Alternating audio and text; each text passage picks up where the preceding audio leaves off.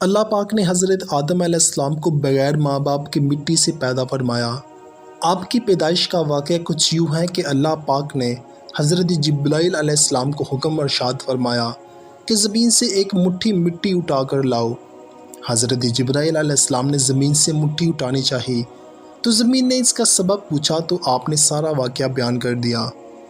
اس زمین پر کہنے لگی کہ خدا کی پناہ چاہتی ہوں اس بات سے کہ مجھ سے کچھ کم نہ کیا جائے، میری کوئی چیز خراب کی جائے۔ حضرت جبرائیل علیہ السلام مٹی لیے بغیر ہی واپس لوٹ آئے اور عرض کی کہ اے میرے رب، زمین نے تیری پناہ مانگی ہے تو میں نے تیرے نام پاک پر اور تیری عزت کا ادب کرتے ہوئے واپس آ گیا اور اس سے پناہ دے دی۔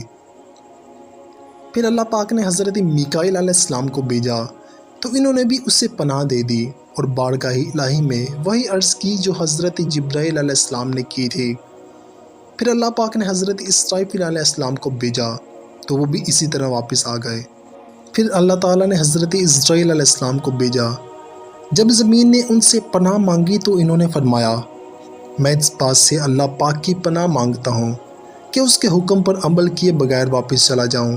چنانچہ انہوں نے زمین سے مٹی لے لی تو اللہ پاک نے روح قبض کرنے کا کام بھی انہی کے ذمہ لگا دیا کہ تم نے ہی اس مٹی کو زمین سے الگ کیا، تم ہی اس کو ملانا، اور ان کا نام ملک الموت یعنی کہ موت کا فرشتہ رکھا گیا۔ حضرت آدم علیہ السلام نے 960 برس کی زندگی پائی، جبکہ حضرت آدم علیہ السلام کی عمر مبارک 1000 سال تھی، کیونکہ جب حضرت آدم علیہ السلام جنت میں تھے تو اللہ تعالیٰ نے حضرت آدم علیہ السلام کو اور ان کی تمام اولاد جن جن کو نبوت ملنی تھی، ان کی شخصیت اور ان کی عمر آدم پر واضح کر دی۔ آپ نے جب حضرت داؤد علیہ السلام کی عمر کو 60 سال تک دیکھا تو اللہ سے عرض کی کہ اے اللہ، میری عمر کے 40 سال میرے پوتے داؤد کو دے دیں، تو یوں آپ کی دعا قبول ہو گئی۔ اللہ نے آدم علیہ السلام کو 2 بیٹے یعنی کہ حابیل اور قابیل عطا کیے۔ شیطان کے وسوسوں سے حسد اور نفرت کی وجہ سے قابیل کے ہاتھوں حابیل کا قتل ہو گیا تو حضرت آدم علیہ السلام اندر سے ٹوٹ گئے اور بار بار اللہ تعالیٰ کے دربار میں دعا مانگنے لگے۔ تو ایک دن اللہ تعالیٰ نے حضرت جبرائیل علیہ السلام کو آدم علیہ السلام کے پاس بھیجا اور فرمایا، اے آدم، اللہ تمہیں ایک ایسا بیٹا دینے والا ہے جس کے نسب سے انبیاء اور اولیاء زمین تک پہنچیں گے، اس کا نام شیش رکھنا۔ شیش کا مطلب اللہ کا عطا کیا گیا تحفہ۔ یوں اللہ نے آدم کی نسل کو زمین پر پھیلا دیا۔ جب آدم کا آخری وقت آیا تو آپ نے اپنے بیٹوں سے کہا کہ میری جنت کے پھل کھانے کا دل کر رہا ہے۔ آپ کے بیٹے زمین پر جنت کے پھل ڈھونڈتے رہ گئے کہ اچانک سے ان کو فرشتے ملے اور کہنے لگے کہ اے بنی آدم، کہاں جا رہے ہو؟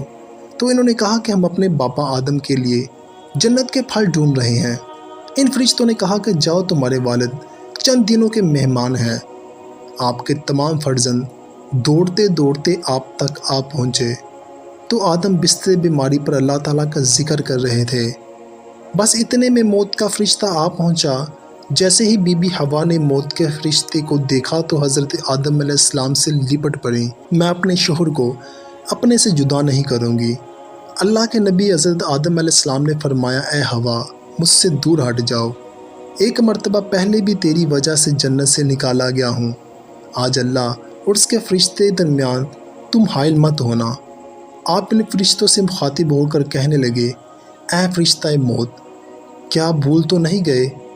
میں نے اللہ سے سنا تھا کہ میری عمر 1000 سال کی ہے اور مجھے تو 960 سال ہو گئے۔ تو مالک الموت نے کہا کہ اللہ کے نبی، آپ نے خود ہی فرمایا تھا کہ آپ کی عمر کے 40 سال آپ کے پوتے داؤد کو دے دیے جائے۔ بس آدم کی روح قبض کر لی گئی، آپ کو غسل فرما دیا گیا اور جنت کی خوشبو آپ کے جسم مبارک پر لگا دی گئی۔ پھر آپ کی نماز جنازہ فرشتوں نے حضرت جبرائیل علیہ السلام کے پیچھے ادا کی۔ زمین خود آپ کی تدفین کی اور تمام انسانوں کے نزدیک اللہ کا یہ حکم نافذ کیا گیا کہ جب بھی کسی کا انتقال ہو تو اس کے جسم کو ایسے ہی تدفین کرنا چاہیے۔ آج بھی ان فرشتوں کی سنت پر اہل ایمان عمل کر کے اپنے بزرگوں کی تدفین کرتے ہیں۔ آپ کی قبر مبارک کی جگہ کو لے کر کچھ اختلافات پائے جاتے ہیں۔ کچھ مورخین کے نزدیک آپ کی جائے تدفین سری لنکا تو کچھ کے نزدیک جبل ابی کبیب اور کچھ کے نزدیک عراق اور کچھ کے نزدیک مسجد خریف کے صحن میں اندر ہے۔ بعض روایتوں میں آتا ہے کہ حضرت آدم علیہ السلام کی روح قبض کرنے کے لیے فرشتہ موت آ پہنچا تو آپ کے بیٹے جس کو آپ نے اپنا جانشین بنایا تھا حضرت شیشہ علیہ السلام سے کہنے لگے کہ میں نے اللہ سے سنا تھا کہ عنقریب زمین پر بہت بڑا طوفان آنے والا ہے، اگر تم اس وقت تک نہ پہنچو تو اپنی اولاد کو وصیت کرنا کہ میرے جسم کو کشتی نوح میں سوار کرے۔ تاریخ نے لکھا جب طوفان نوح آیا تو حضرت نوح علیہ السلام نے اپنی کشتی میں حضرت آدم علیہ السلام اور بی بی ہوا کے جسم مبارک کو سوار کیا اور بیت المقدس یا عراق میں کسی جگہ پر دفن کر دیا۔